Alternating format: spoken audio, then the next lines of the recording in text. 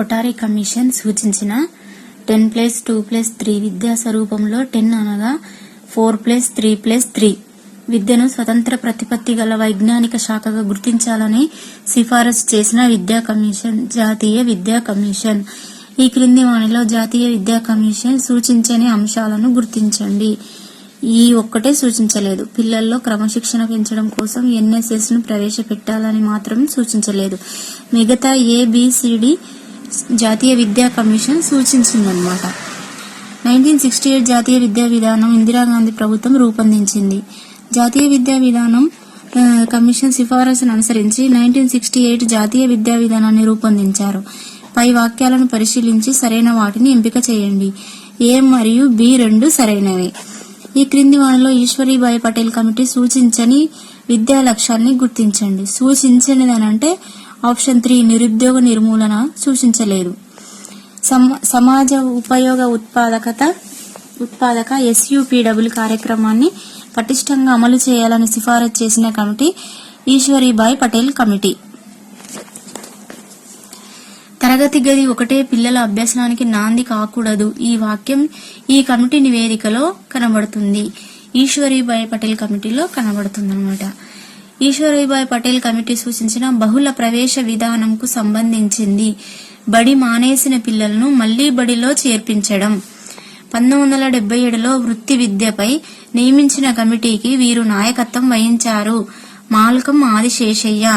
విద్యారంగంలో సంస్కరణల ఆవశ్యకత గురించి 1979లో నాటి ప్రధాని మొరార్జీ దేశాయ్ ఈ సందర్భంలో ప్రతిపాదనలు చేశాడు. గుజరాత్ విద్యాపీఠంలో జరిగిన స్నాతకోత్సవ సభలో నూతన జాతీయ విద్యా విధానం 1986 ముసాయిదాను పార్లమెంటులో ఏ పేరుతో ప్రవేశపెట్టారు? విద్యారంగంలో సవాళ్లు భవిష్యత్ అనే పేరుతోని పార్లమెంటులో ప్రవేశపెట్టారు. విద్యను ఒక పెట్టుబడిగా గుర్తిస్తున్నాము. ఈ మూల సూత్రం ఆధారంగానే జాతీయ విద్యా విధానాన్ని రూపొందిస్తున్నాము. ఈ వాక్యం దీనిలో కనబడుతుంది. విద్యారంగంలో సవాళ్లు భవిష్యత్తు. 1986 జాతీయ విద్యా విధానం అనుసరించి అన్ని దశల్లో విద్యార్థులు నేర్చుకోవాల్సిన కనీస అభ్యసన స్థాయిలు నిర్ణయించడం కోసం ఈ కమిటీని నిర్ణయించారు. RH దవే.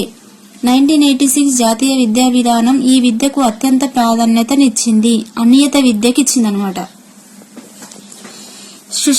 శిశు సంరక్షణ మరియు శిశు కేంద్రీకృత విద్యకు ప్రాధాన్యత ఇవ్వడం దీనిలో పొందుపరిచారు. 1986 జాతీయ విద్యా విధానంలో పొందుపరిచారు. 1986 జాతీయ విద్యా విధానంలో పేర్కొనని విద్యా లక్ష్యాన్ని గుర్తించండి. విద్యా ఉత్పాదకతను పేర్కొనలేదు. పేర్కొన్నవి ఏంటంటే అనియత విద్యా బోధన, లౌకిక మానవతా విలువలు పెంపొందించడము, నిరక్షరాస్యత నిర్మూలనను ఈ 3ని పేర్కొందనమాట. మనిషిని జాతీయ వనరుగాను లాభదాయకమైన ఆస్తిగా చూడకుండా అతనిలోని మానవత్వాన్ని మేలుకొలిపేదిగా, బాధ్యత గల పౌరునిగా తీర్చిదిద్దేదిగా విద్యా విధానం ఉండాలని సిఫారసు చేసిన కమిటీ ఏది? రామ్మూర్తి కమిటీ. సాటి మనిషిని గౌరవించని విద్య కాదు, అలాంటి విద్య మనకు అవసరం లేదు అని ఈ కమిటీ నివేదికలో పొందుపరిచారు. మాధ్యమిక విద్యా కమిషన్ లో పొందుపరిచారు.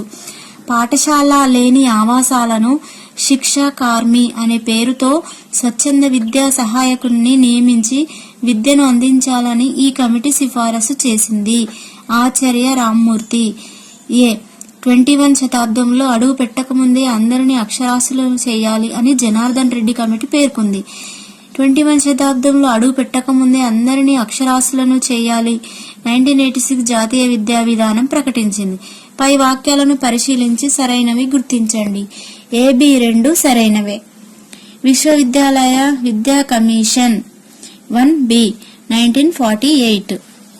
శ్రీ విద్య జాతీయ కమిటీ 2D 1957-58. జాతీయ విద్యా కమిషన్ 3E 1964. మాధ్యమిక విద్యా కమిషన్ 4A 1952.